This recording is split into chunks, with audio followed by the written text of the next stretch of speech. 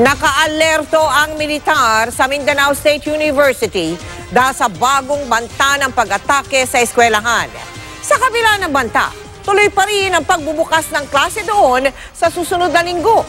Ngayong araw naman ay muling bumalik sa Marawi si Pangulong Duterte para magbigay suporta sa mga sundalo doon.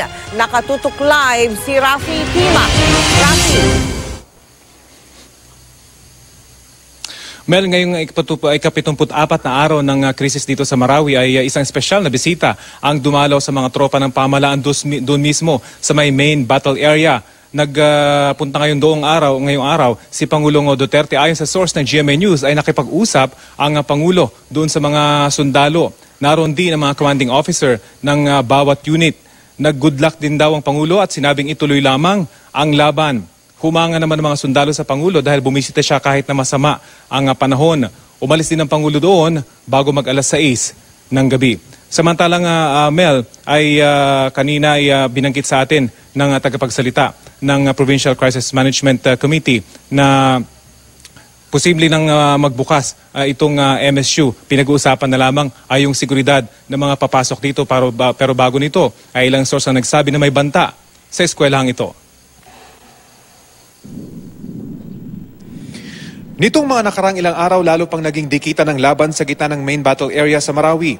Sa aerial video na ito, makikita ang sunod-sunod na pagsabog ng rocket mula sa Agosta attack helicopters ng Philippine Air Force. Bahagi raw ito ng Barrio Naga. Ang target, isang gusali na posibleng pwesto ng mga ISIS Mountie snipers. Ilang beses pang pinuntirya ng rocket ang lugar. Bago nito, ilang beses din naghulog ng bomba ang SF-260 light attack plane ng Air Force, hindi kalayuan mula sa tinarget ng mga rocket.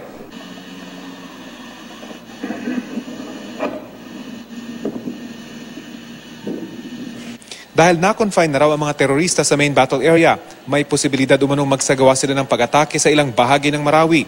Isang posibleng target, ang Mindanao State University. Ayon sa ilang source, may mga namatang armadong kalalakihan sa barangay Kabingan na nasa likurang bahagi ng eskwelahan.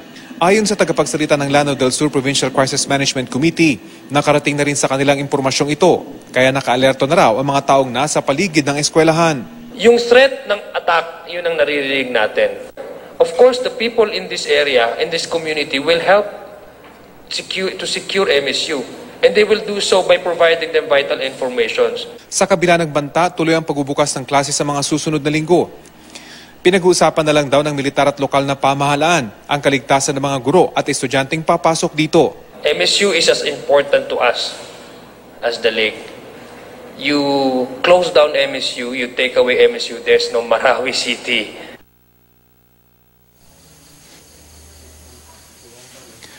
Mel, napakahalaga nga raw na mabuksan at magpatuloy na bukas itong Mindanao State University at tutulong naman daw yung mga stakeholders ng eskwelang ito, kabilang na yung mga guro, mga estudyante at yung maging yung mga nakatira malapit sa lugar na ito dahil may mga interest sila dito sa area. Mel? Maraming salamat sa iyo, Rafi Tima.